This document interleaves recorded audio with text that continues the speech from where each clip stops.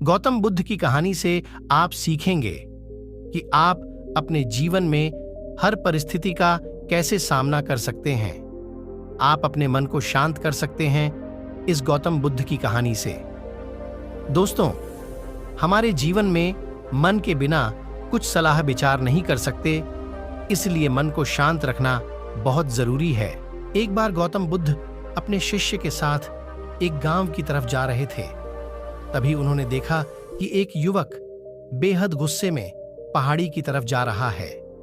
बुद्ध उसे देखते ही समझ गए कि या तो यह किसी की हत्या करने जा रहा है या फिर खुद आत्महत्या करने।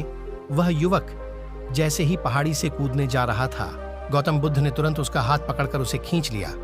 ये देख उस युवक ने कहा, आप मेरा हाथ छोड़ दें, मेरा जीवन है, मैं जो चाहे इसके साथ करूं, आप मुझे मत रोकना। गौतम बुद्ध ने कहा, ठीक है, तुम चाहो तो दोबारा से कूद जाना, लेकिन पहले 10 मिनट रुक जाओ। 10-12 बार लंबी सांस लो और अपनी हथेलियां को खोल दो, उसके बाद ही मैं तुम्हें दोबारा आत्महत्या करने दूंगा। उससे पहले नहीं। युवक बोला, आप मुझे बेकार ही इतना परेशान कर रहे हैं, मैं पहले से ही इतना परेशान हूं, लेकिन अगर आप कहते हैं तो ठीक है, मैं 10-12 लंबी सांसें ले लेता हूं, उसके बाद आप मुझे आत्महत्या करने से नहीं रोकेंगे। उसे युवक ने अपनी आंखें बंद की, 10 बार लंबी सांस मिली, 10 बार लंबी सांसें ली, अपनी हथेलियों को खोला और फिर धीरे धीरे अपनी आंखें खोलीं। फिर महात्मा बुद्ध ने कहा कि ठीक है, अब तुम जा सकते हो। वह युवक पहाड़ी की तरफ गया। उसने जैसे ही कदम पहाड़ी के नीचे देखा, वह देखते ही पीछे हट गया। आगे बढ़ाए, 10 बार लंबी सांसें ली, अपनी हथेलियों को खोला और फिर धीरे धीरे अपनी आंखें खोलीं। फिर महात्मा बुद्ध ने कहा कि ठीक है, अब तुम जा सकते हो। वह युवक पहाड़ी की तरफ गया। उसने जैसे ही कदम आगे आगे बढ़ाए, पहाड़ी के नीचे देखा, वह देखते ही पीछे हट गया और वापस जाकर बुद्ध से बोल, आप कौन हैं? आपसे तेजस्वी व्यक्ति मैं आज तक नहीं देखा, अभी मेरे साथ क्या हुआ है? क्या आप मुझे समझ सकते हैं? कुछ वक्त पहले तो मैं इस पहाड़ी से कूद जाता, लेकिन अब एक भय उत्पन्न हो गया है। बुद्ध मुस्कुराए और बोले, जब तुम पहाड़ी से कूदने वाले थे, तब तुम्हारे अंदर क्रोध था। क्रोध सोचने समझने की शक्ति को नष्ट कर देता है। हमारी बुद्धि उस वक्त काम करना बंद कर देती है। उस समय तुम फिर वो करते हो जो तुम्हारा मन कहता है। उस समय तुम क्रोधित, तुम्हारा मन एक जगह नहीं था। उस समय तुम खुद को खत्म कर देना चाहते थे, लेकिन जब तुमने अपनी आंखें बंद करके लंबी सांसें और अपनी हथेलियों को खोला, तब तुम्हारा दिमाग और मन दोनों शांत हो गया और तुम्हारी नकारात्मक ऊर्जा सकारात्मक ऊर्जा में बदल गई, जिसके कारण तुम्हारी बुद्धि को नियंत्रण प्राप्त हुआ और तुम सही निर्णय लेने में सक्षम हो सके। युवक बोला, आप कौन हैं? बुद्ध ने कहा, यह जगत के लोग मुझे बुद्ध कहते हैं। युवक बुद्ध के चरणों में गिर गया और बोला, की है बुद्ध, आप मुझे अपनी शरण में शामिल कर ले।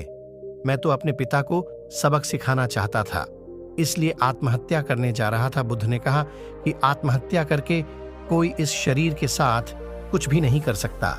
जब तक हमारे पास यह शरीर है, हम कुछ भी कर सकते हैं, लेकिन यदि यह शरीर नहीं होगा तो हम कुछ भी नहीं कर सकते। युवक कहता है, आप सही कहते हैं बुद्ध, लेकिन आप नहीं जानते, मेरे पिता ने मुझे बहुत अपमानित किया है। वह मुझे हर बात पर टोकते हैं। बचपन में वो मुझसे बेहद प्रेम करते थे। उसके बाद उन्होंने मुझे शिक्षा प्राप्त करने के लिए गुरुकुल भेज दिया। मैं हमेशा सोचता था कि मैं गहन अध्ययन करके उनका नाम रोशन करूंगा और मेरे पिता ये सब देखकर बहुत खुश होंगे। जब मैं शिक्षा पूरी करके वापस आया, तब मैंने अपने पिता को बताया कि मैंने सारे शास्त्र, वेद, उपनिषद कंठस्थ कर लिए हैं और मुझसे बड़ा ज्ञानी कोई नहीं है। तब वो खुश होने की जगह मुझसे कहते हैं कि अपने आप को ज्यादा ज्ञानी होने के भ्रम में मत डालो, ना ही खुद में अहंकार लाओ। मैं तो उन्हें दिखाना चाहता था कि मैंने कितना गहन अध्ययन किया है। मैं बड़े बड़े शस्त्रतार्थ में जाने लगा। सभी मेरे ज्ञान से प्रभावित होने लगे।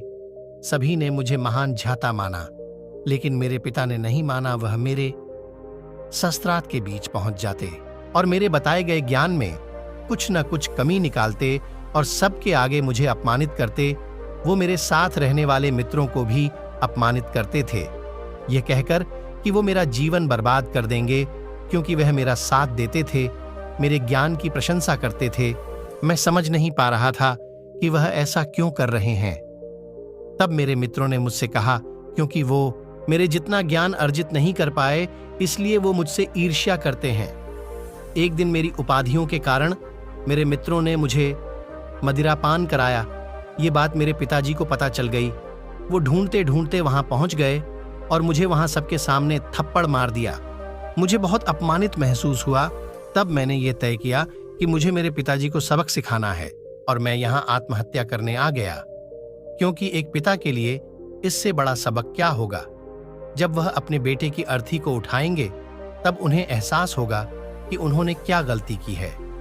बुद्ध मुस्कुराए और बोले, मुझे एक बताओ, जो ज्ञान तुम्हें आत्महत्या करने के लिए प्रेरित करे, तो वो ज्ञान किस काम का, वो कहां से अच्छा हुआ, जो तुम्हें एक गलत काम को करने से नहीं रोक पा रहा। युवक ने कहा, आप सही कहते हैं बुद्ध। अब मैं खुद अज्ञानी सा महसूस कर रहा हूं। आप मुझे अपनी शरण में ले, मैं आपसे ज्ञान प्राप्त करना चाहता हूं।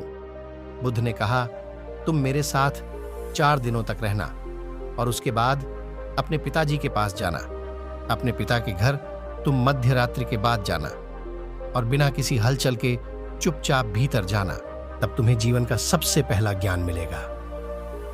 वो युवक 4 दिनों तक बुद्ध के पास रहा और उसके अगले दिन पिता के पास चला गया।